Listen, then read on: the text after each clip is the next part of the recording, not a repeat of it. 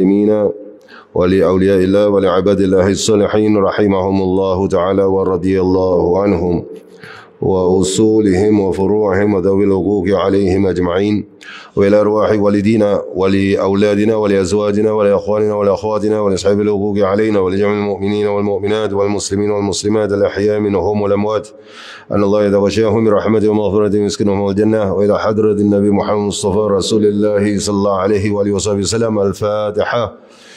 أعوذ بالله من الشيطان الرجيم. بسم الله الرحمن الرحيم. الحمد لله رب العالمين الرحمن الرحيم مالك يوم الدين إياك نعبد وإياك نستعين اهدنا الصراط المستقيم صراط الذين أنعمت عليهم غير المغضوب عليهم ولا الضالين آمين.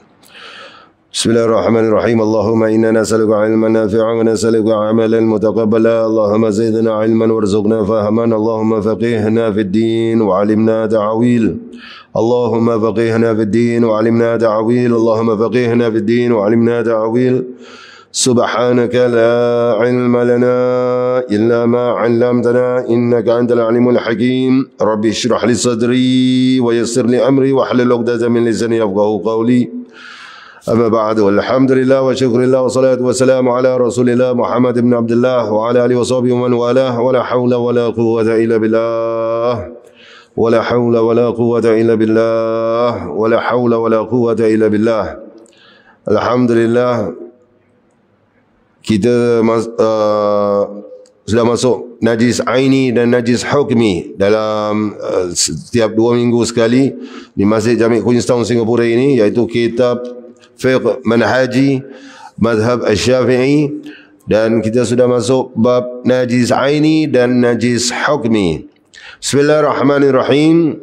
Najis aini ialah semua jenis najis yang mempunyai jirim ataupun bentuk yang dapat dilihat atau yang mempunyai sifat yang zahir seperti warna atau bau seperti tahi, air kencing atau darah. Mudah kata, najis aini ialah najis yang kita sendiri boleh nampak. Yang kita sendiri boleh nampak daripada segi warnanya, baunya dan berbagai-bagai lagi kita boleh lihat. Itu najis aini. Najis hukmi pula ialah semua jenis najis yang telah kering dan kesan-kesannya telah hilang.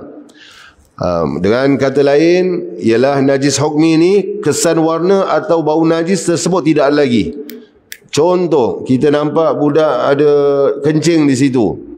Budak ni baru minum apa, kencing. Sekejap lagi kita lihat, tidak ada. Tanya orang belum cuci. Tapi sudah hilang. Ya, jadi contohnya ini, baju yang terkena air kencing atau tempat kemudian ia kering dan tidak zahir lagi kesannya, tidak ada bau, tidak ada warna dan sebagainya, tidak ada. Jadi apa yang harus kita lakukan, yang perlu kita lakukan dalam keadaan ini, apabila terkena najis hukmi ini, kita lihat tempat itu budak sudah kencing, kemudian apa yang tetapi sudah kering, tidak ada kesan-kesannya lagi, maka kita memadai dengan kita jirus air sekali saja. Jirus saja tempat yang kena itu, bukan seluruh tempat itu kita jirus. Tempat yang kena itu sedikit, yang kita nampak, baru kita jirus. Jikalau kita tidak nampak, tidak jadi apa. Ya, jikalau ada isteri kita atau suami kita dia menyebut, bang ada yang ni anak ada kencing, tempat ni cucu kita kencing, tempat ni tadi, tapi sekarang tidak ada.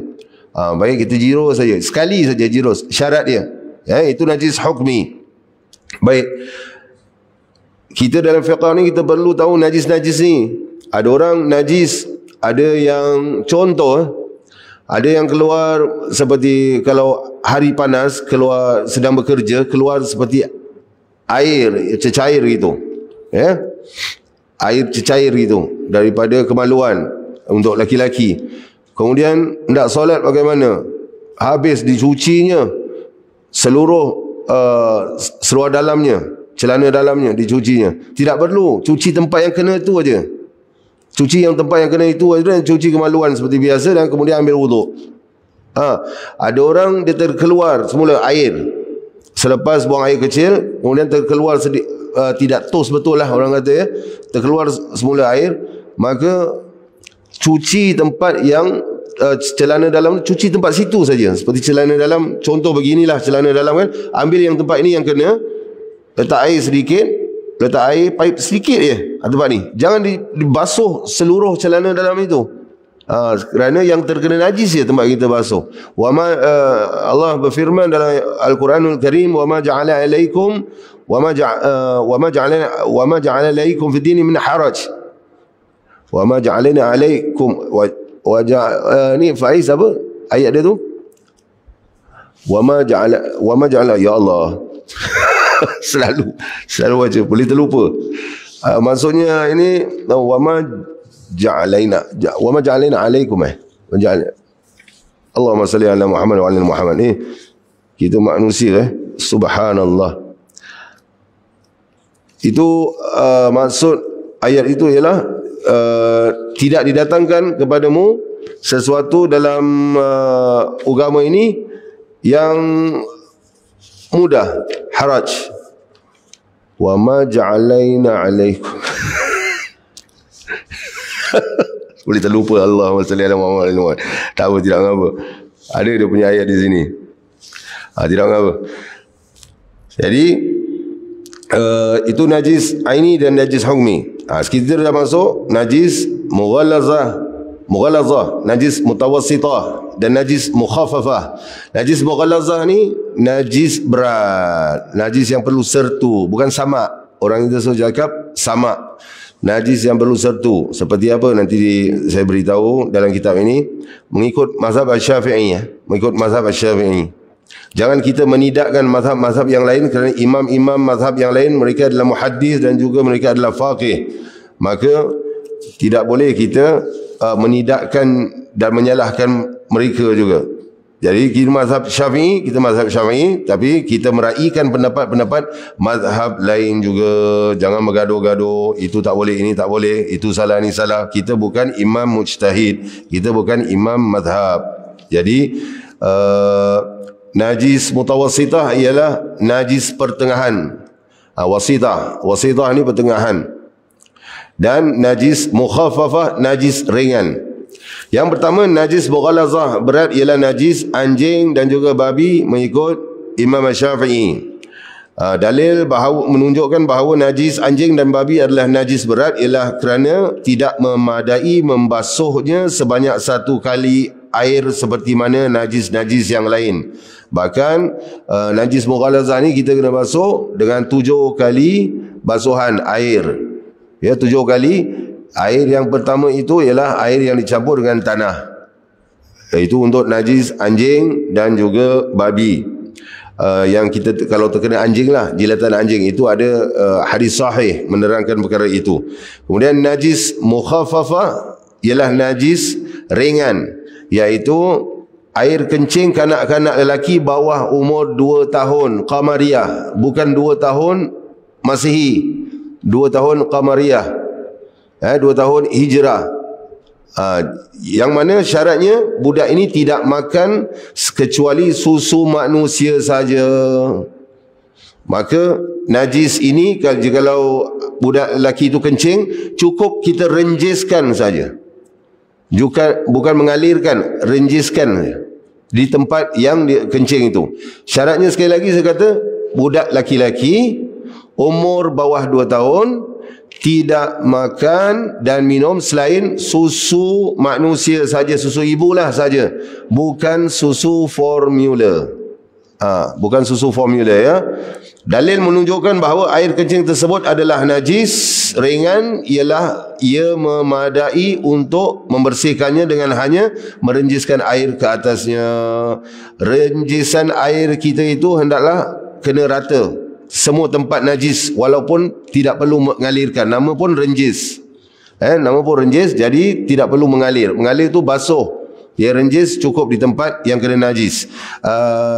Dalilnya ialah daripada Al-Imam Al-Bukhari dan Muslim, serta imam-imam yang lain meriwayatkan daripada Ummu Qais binti Mihsan radhiyallahu anha annaha atat bibnin laha saghirin lam ya'kul ta'ami ila Rasulillah sallallahu alaihi wasallam. Beliau sesungguhnya Ummu Qais ini menemui Rasulullah SAW dengan membawa anak kecil. yang tidak makan apa-apa makanan. Fabala ala thawbihi fada'a bima'in fanadahahu walam yaghsilhu. Lalu anak tersebut kencing di atas baju Nabi SAW. Thawbihi. Kemudian apa? Nabi SAW menyuruh Qais supaya didatangkan air lalu merenjis-renjiskannya tanpa membasuhnya. Tanpa membasuhnya itu fanadahahu walam yaghsilhu. Tanpa membasuhnya itu, basuh itu adalah mengalirkan air. Ya, jadi itu kenapa najis anak budak lelaki saja bawah umur 2 tahun.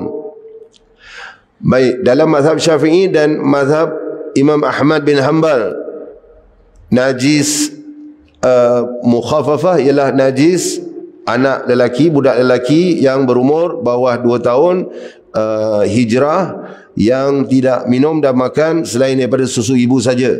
Dalam mazhab Imam Hanafi dan Imam Malik tidak, dikira sama saja, kena basuh juga.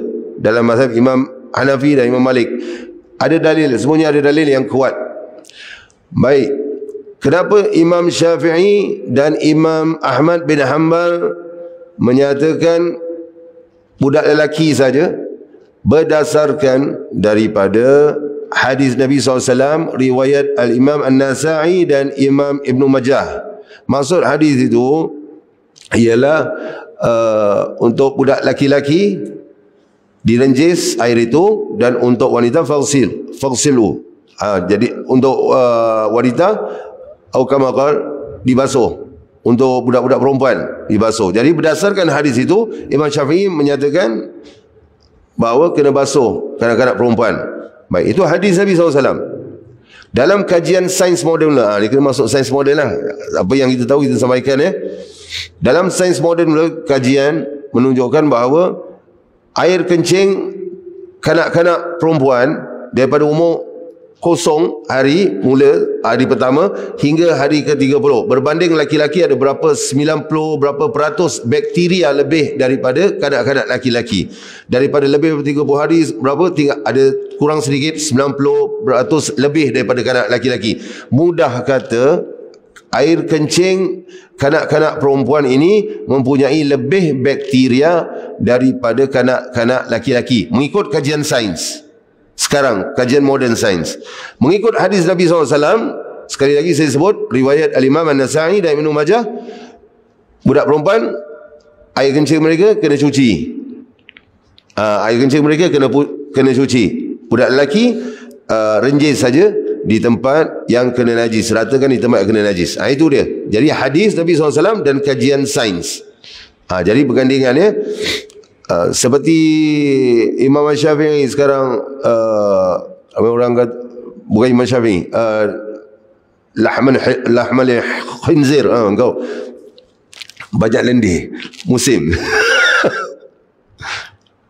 Wa ma ja'ala, masih lagi teringat.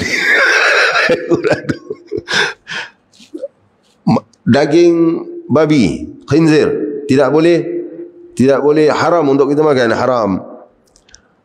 Kita tanya, kenapa daging babi haram? Kalau kita tanya semua orang akan cakap, oh sebab dia ada bakteria, kan? Dia ada tapeworm, kan? Dalam Al-Quran ada sebut, dalam hadis ada sebut, ada tapeworm? Tidak ada. Jadi itu amrun ta'abud, perintah dan kau taat kepada Allah, engkau memperhambakan diri kau, no questions asked. Baru kajian moden menunjukkan bahawa babi ini haram kerana antara sebabnya besar kemungkinan kerana Allah Maha mengetahui apa yang diciptakannya. Kerana dalam babi ini ada tapeworm. Tapeworm ni dimasak, direbus apa tidak akan mati. Dan tapeworm ni siapa makan babi akan ada tapeworm lah dalam perut dia tu. Itu boleh menyebabkan macam-macam penyakit. Saya selingan sedikit lagi, bukan kata babi, ada lagi satu jenis, dia macam tapeworm juga. Dia rebus macam mana pun dia tidak boleh mati. Ini saya tahu daripada tahun 80-an, radio warna. 94.2 FM. Masa tu bukan radio warna, radio 2 dulu. Tahun 87 lah, tidak silap-silap 86. Sampai sekarang saya tak makan makanan tu kecuali kalau orang yang tahu cucinya saya. Tapi dia boleh mati dengan cara cuci dia. Apa dia? Sayur, satu sayur ni. Apa nama sayur ni? Kangkung. Dia ada tape macam babi punya ulat. Yang mana siapa makan akan stay dalam perut. Siapa yang jenis tak tahu cuci kangkung. Sebab tu kalau nak bawa kita keluar makan, jangan order kangkung lah. Nak order kangkung ni saya bagi tahu nak makan kangkung, makan di rumah lah. Melainkan orang ada berniaga kalau ada lihat ni kan, kangkung ni cara cuci dia macam mana? Pakar kaji mereka sudah menyatakan cuci dengan garam, cuka dan garam. Kalau tidak saya cuka, dan tapi yang saya ingat garam, cuka dengan garam lah kalau nak double confirm. Cuci gitu, mati. Masak, rebus macam mana pun ulat itu tidak akan mati. Sama macam ulat babi yang ada pada badan babi. Sebab tu siapa makan kangkung rasa perut macam tak sedap, suka makan kangkung, kita cek balik doktor, takut. Jadi nak cuci dengan cuka dengan garam. Cuka dengan garam. Okey. Jadi itu kajian sains, itu masuk kajian sains. Masya-Allah, dalam Islam ni semua sudah diberitahu. Babi ni kenapa tidak boleh makan? Haram. Itu ujian untuk kita. Baru-baru aja kita tahu ada tapeworm rupanya. Yang ketiga, najis mutawassitah, pertengahan, iaitu najis najis biasalah, najis kita ni biasa. Najis kita biasa. Contoh air kencing manusia, tahi haiwan dan darah. Dinamakan najis pertengahan kerana ia tidak suci dengan hanya direnjiskan air ke atasnya, tapi kita dan tidak wajib dibasuh berulang-ulang kali. Renjis tidak boleh seperti najis mukhaffafah. Basuh berulang-ulang seperti 7 kali seperti najis mughalazah pun tidak wajib. Kerana apa? Kita kena cuci sehingga bunyi apa tu? Kena cuci sehingga apa? Sehingga hilang bau deria semualah. Nampak warna, bau ni semua kena hilang. Kalau ada warna macam mana, tapi bau tidak ada.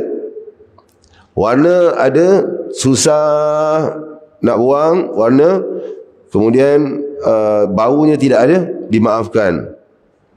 Baunya yang penting, yang dangerous ni bila warna tidak ada, semua tidak ada, tapi bau ada, itu masih ada najisnya tu. Dia punya najis masih ada lagi.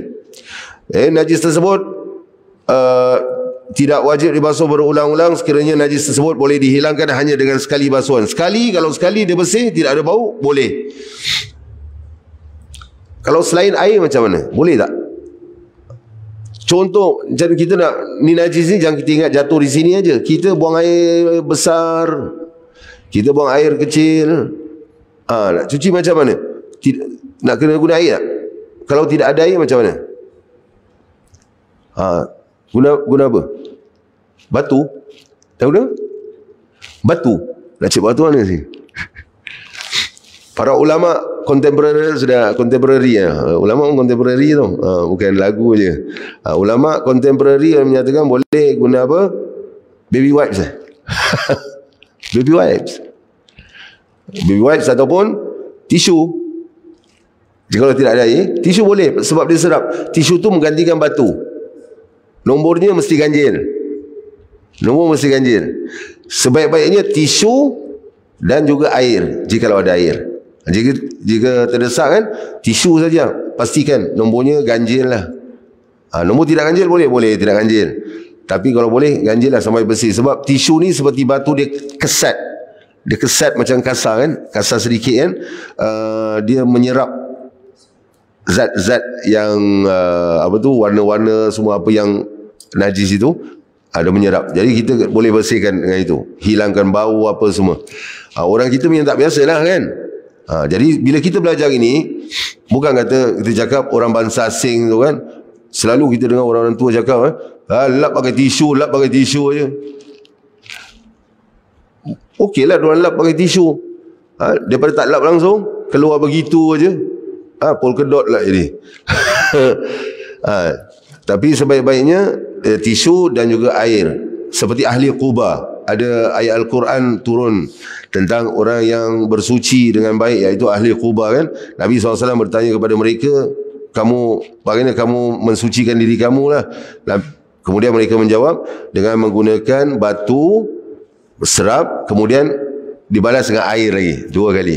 Sebaik-baiknya dengan tisu, kemudian air. Tapi kebanyakan orang kita dengan air je lah. Tapi ini saya sebut sebaik-baiknya lah. Al-Bukhari meriwayatkan daripada Anas radhiyallahu anhu, katanya maksudnya ini apabila Nabi SAW keluar ke kawasan lapang lah, maksudnya itu menunaikan hajatnya, iaitu membuang air. Kemudian Sayyidina Anas radhiyallahu anhu mendatangkan kepada Nabi SAW air, lalu baginda Nabi SAW membasuh dengannya. Kemudian ada juga menurut riwayat Imam Muslim, dia hendaklah membasuh kemaluannya dan berwuduk tentang orang yang selalu keluar air mazi.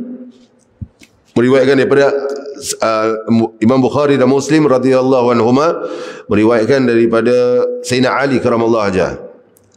Menyatakan apa? Maksudnya, aku adalah seorang yang selalu keluar air mazi, kata Sayyidina Ali. Macam majulah Singapura apa? Macam drum roll. Aku adalah seorang yang selalu keluar air mazi dan aku merasa malu untuk bertanya kepada Rasulullah SAW. Aku menjuruh Miqdad bin Al-Aswad menanyakannya, lalu ia bertanya, dan kemudian Nabi SAW menjawab, hendaklah wuduk, padanya dikenakan wuduk, hendak kena wuduk. Menurut riwayat Imam Muslim, dia hendaklah membasuh kemaluannya dan berwuduk. Siapa yang keluar air mazi ni? Jadi kalau kena pada pakaian, tempat yang saya kata tadi, cuci tempat yang kena saja. Jangan cuci seluruh celana tu, celana dalam tu. Seluruh dalam tidak perlu seluruh celana tu cuci. Yang tempat yang terkena tu saja sedikit, kata contoh di sinilah ambil cuci lah. Cuci sampai hilang.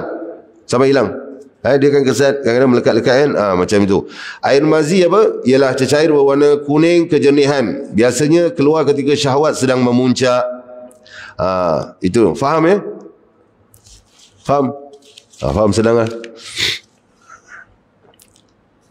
Okey. Inilah cara mensucikan najis. Cara mensucikan najis mughallazah, najis anjing dan juga babi, mengikut Imam Syafi'i. Saya sebut sekali lagi, mengikut Imam Syafi'i. Mengikut imam lain caranya. Tempat lain kena, ada yang imam-imam lain tempat yang dijilat anjing tidak perlu kerana tidak ada dalil. Tapi Imam Syafi'i kena, ya, kerana mengkiaskan kepada hadis yang Nabi SAW menyuruh, memerintahkan kita untuk membasuh bejana itu. Cara mensucikan najis mughallazah ialah dibasuh dengan air sebanyak 7 kali, dan salah satu daripadanya, yang pertama itu, air yang pertama dicampur dengan tanah. Sama ada najis tersebut najis aini atau najis hukmi, dan sama ada ia terkena pada pakaian, badan atau tempat. Itu najis najis mughallazah. Najis aini yang kita nampak, memang ada bekasnya di situ. Najis hukmi, sekarang kita nampak tapi dah tak ada bekas lagi, tapi kita nampak anjing tu ada jilat di situ, sudah tidak ada bekas, tidak ada, kena juga kerana najis mughallazah. Faham ya?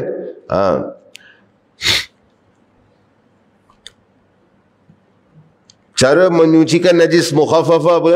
Air kencing kanak-kanak lelaki yang tidak makan selain daripada susu manusia. Air kencing kanak-kanak lelaki bawah umur 2 tahun hijrah dan tidak makan selain, minum dan makan selain daripada susu ibu, ialah dengan direnjiskan air secara rata ke tempat najis tersebut, sama ada dalam keadaan najis aini atau najis hukmi. Sudah tidak nampak lagi air kencing itu, direnjis saja, dan sama ada ia terkena pada badan, pakaian atau tempat, buat yang sama. Cara menyucikan najis mutawassitah, najis lain daripada inilah najis mutawassitah pertengahan, tadi saya sudah sebut, ialah dengan dialirkan air ke atasnya dan dihilangkan kesan-kesannya sehingga hilang ain najis tersebut. Tidak ada bau, sifat-sifatnya, warna, rasa atau bau, semua tidak ada. Rasa gini, bukan rasa ini ya. Saya pernah sebut ada dulu kan. Pernah dengar orang suruh rasa ni? Tak pernah? Ada tempat. Entah macam mana. Ada ARS ke tak? Dah lama dulu lah. So rasa gini, siapa nak pergi rasa ni? Ya Allah. Suruh yang mengajar tu rasa. Ustaz rasa lah. Kalau ustaz lah tu. Juga sifat-sifatnya. Hilangkan warna, rasa tu atau bau. Sama ada najis aini atau najis hukmi. Dan sama ada ia terkena pada pakaian, badan atau tempat. Tapi tidak mengapa jika warna masih kekal, disebabkan susah untuk dihilangkan seperti darah. Itu dia. Habis dah. Dah habis. Tak payah banyak. Nanti insyaAllah kita jumpa. Kita jumpa lagi 2 minggu lagi. Masuk bab menyucikan kulit bangkai selain anjing dan babi. Saya masuk je lah. Cara menyucikannya ialah dengan disamak. Ni nama samak. Samak ni cuci kulit bangkai. Cuci kulit binatang. Cuci kulit binatang. Bukan kulit anjing, kulit babi. Lembu. Dan macam-macam lagi lah. Kulit binatang. Kulit kuda. Ini cuci dia. Samak selalu orang Melayu kata nak kena samak, nak kena samak. Saya nak kena samak lah. Bangkai ke kau ni? Taklah, itu nak kena sertu. Kenapa awak nak kena samak pula? Kena anjing, kena babi. Tidak, sertu. Yang kena samak ni kulit bangkai. Erti samak ialah apa? Ni erti samak ialah membuang segala lendir-lendir yang boleh merosakkannya yang ada pada kulit jika ia terus kekal padanya. Maksudnya di kulit itu dengan benda bahan yang panas dan tajam, macam chemical lah, asid atau apa, hilangkan. Di mana sekiranya kita meletakkan kulit tersebut ke dalam air, ia tidak lagi akan berbau busuk dan rosak. Ini tentang kulit kulit binatang. Yang dulu punya saya sebut ayat Al-Quran tu, sampai waktu tertentu maksudnya benda tu sudah rosak. Saya tersilap cakap. Dan dari bulu domba, bulu unta sampai bila boleh digunakan? Ini semua boleh digunakan. Bulu domba, bulu unta, bulu kambing, alat-alat untuk alat-alat rumah tangga dan perhiasan mata benda. Jadi yang kamu pakai sampai waktu tertentu. Maksudnya ini waktu tertentu ialah sampai benda tu rosak boleh dipakaikan kulit-kulit ni semua. Jadi kita kena bersihkannya dengan benda-benda yang seperti chemical, yang mana apabila kulit ini diletakkan ke dalam air tidak lagi akan bau busuk dan rosak. Sabda Rasulullah SAW, kala Rasulullah SAW, "Idza dubighal ihabu faqad tahur." Apabila kulit disamak, maka sesungguhnya ia telah suci. Kulit yang telah disamak wajib dibasuh semula dengan air. Sudah letak chemical, sudah letak apa semua, kemudian dibasuh dengan air disebabkan obat-obat yang najis yang digunakan untuk menyamaknya. Obat tu pun dah bercampur dengan najis, jadi kena cuci semula lah. Fahamlah ya. Atau disebabkan obat-obat yang menjadi najis disebabkan terkena kulit sebelum ia menjadi suci. Jadi letak chemical, ada letak asid ke letak apa, saya bukan dalam bidang ni lah, tapi kita tahulah, kita pernah nampak di Thailand orang tembak beruang, kemudian dorang itu, kemudian dorang ada keringkan dulu, kemudian macam mana dorang cuci apa, letak chemical apa semua sampai betul-betul bersih. Jadi kita bila dorang test lagi, letak dalam air tu pun tidak berbau lagi. Lepas tu keringkan lagi kulit beruang atau kulit apa. Jadi itu bangkai selain daripada anjing dan babi. Bagaimana pula bangkai anjing, kulit anjing, kulit bangkai anjing dan juga babi? Tak boleh. Tidak boleh. Dulu ada apa, Fab iklan Fab Malaysia, tidak boleh, tidak boleh. Fab aja cuci boleh. Ada tengok, ingat tak? Fab Malaysia punya iklan. Tidak boleh. Tapi ada sebahagian imam mazhab menyatakan babi boleh. Yang tidak boleh makan, yang tidak boleh ialah makan dagingnya. Jadi kita jangan bergaduh lah. Ada yang sekarang ada sebahagian yang cakap boleh guna kulit babi apa semua kan. Sebab kita belajar daripada kecil tidak boleh guna kulit babi. Kemudian kita dengar ada pelik boleh guna kulit babi pula kan. Sebaik-baiknya janganlah. Dah tak ada kulit lain ke? Kulit kerbau, kulit lembu, kulit kambing, kulit buaya pun tak terpakai-pakai, tak terbeli-beli, tahu-tahu nak kulit babi pula. Ya Allah, dah tak ada kerja lain. Lepas tu buat tawaf. Tidaklah. Dalam mazhab Syafi'i tidak boleh lah. Mazhab Syafi'i, kalau tidak silap saya, mazhab Imam Ahmad Ibn Hanbal pun tidak boleh. Jadi itu kulit bangkai anjing dan juga babi tidak boleh. Selain daripada itu boleh digunakan. Kena samak dulu. Baik, insyaAllah lagi 2 minggu najis yang dimaafkan, insyaAllah. Saya pusing-pusing ni, saya cari tu ayat tu sebenarnya. Wa ma ja'ala, tengok terbelit-belit lidah aku. Wa ma ja'alana ala, wa Allahumma salli ala Muhammad. Tak apalah, nanti boleh lah. wa ma ja'alana wa ma ja'alana Allahumma salli fi dini min haraj.